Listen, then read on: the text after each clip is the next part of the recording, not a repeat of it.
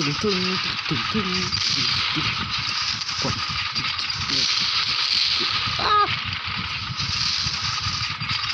ระเบิดความเมามัน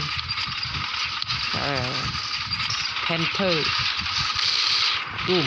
บัตตี้อันนี้KV1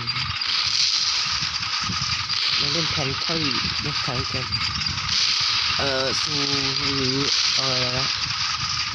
นาซีละมัน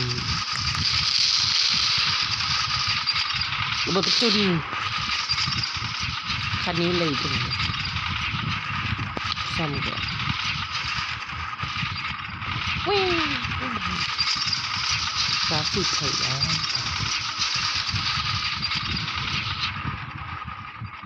เกมสงครามโลกเกมรถถังสงครามรถถังนี่หรอกไม่ก็ถูกซุ่มยิง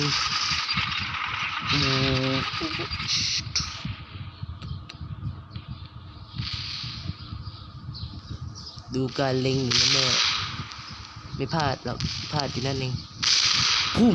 ไม่โดนอีกโดนระเบิดความเมาไม่โดนว้าโดนลากได้นู่นทีเดี๋ยวมัน KV1 กันเลยlet's go นะมันก็จะติดโอ้ไม่ใช่มันดีขึ้นบ่ไม่ใช่มันมาP34รอดแรกเจอกลับไปเกิดไม่ไปมันจะพาแล้วไล่ตามเลย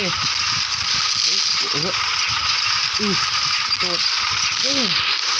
กลับไปเกิดใหม่เลยแกอีกคันโซเวียตเหรอ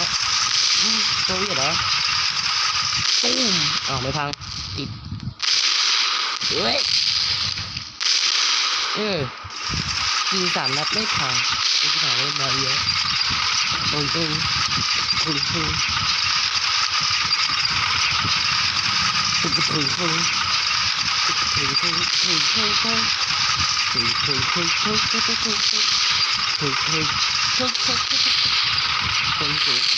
วามเมามันที่หลีกทางให้ผมหน่อยผมถอยไม่ไหวแล้วเท่เย็ดจะแตกแล้วหน่อยตึงมันแทงสตอเยอร์ไฟเดี๋ยวมันยิงไม่เดียวเลยนะใจเย็น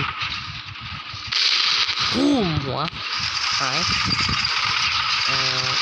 มันมีด้วยจะพังแล้ว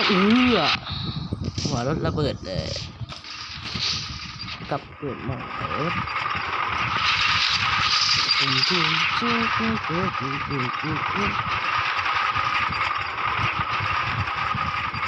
มันกองทัพโซเวียตเดี๋ยว3 คิว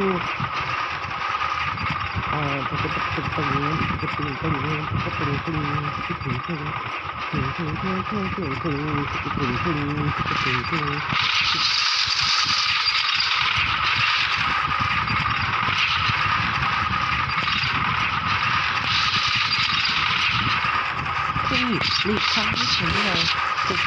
ยังไงนะที่จอดรถถังไปไม่กล้าเหรอมันไม่กล้านะมันโดนยิงไม่เดียวเรื่องเลยอ่ะ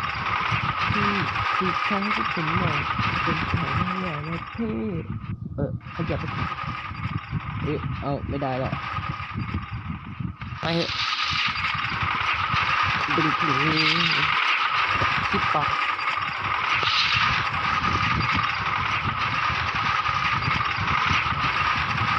มันจะขึ้นเขาอ่ะแม่มันเจอแล้วโดนดันมันเดียวล่วงเหมือนเราทำก็ได้11 คิวตุ้มหาเส้นยิงอยู่แถวนี้อ่ะได้ไหม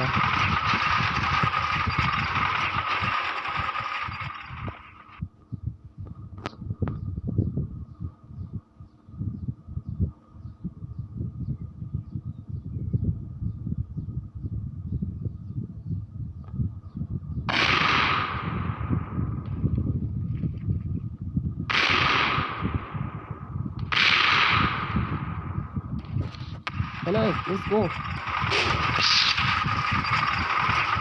ยิงโดนหนูด้วยแม่มันยิงโดนด้วย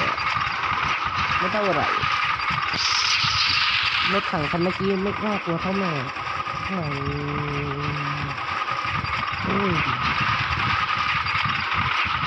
อยากให้แม่ไปดูช่องหน่อยด้วยทำยูทูบไปอ่ะดูคลิปช็อตอ่ะดูให้หน่อยเป็นไหมอยากให้แม่ดูอ่ะเดี๋ยวหนูเข้ายูทูบให้ดูช่องนี้แม่รู้ไหมเนี่ยแม่เข้าไปกดไลค์เข้าไปกดติดตามให้หนูหน่อยใน YouTube เนี่ยได้ไหมหนูลงคลิปเต็มเลยอ่ะ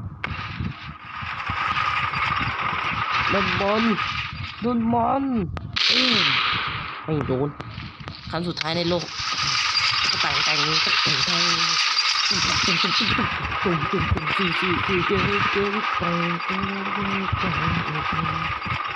าเราเอาชื่อช่องให้แม่ดู